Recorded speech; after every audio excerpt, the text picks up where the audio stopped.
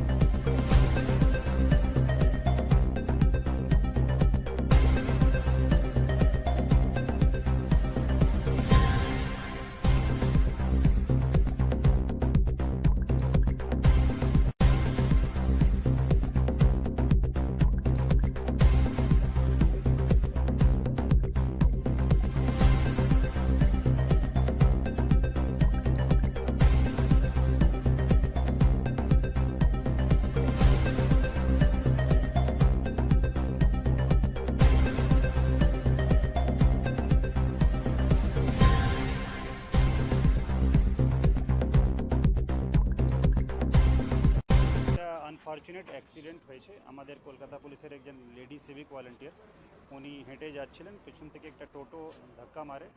তারপরে ওনাকে লর্ডস নার্সিংহোমে এখানে নিয়ে আসা হয়েছিল। এখানে আসার পরে ডক্টর ওনাকে ব্রড ডেড ডিক্লেয়ার করেছেন।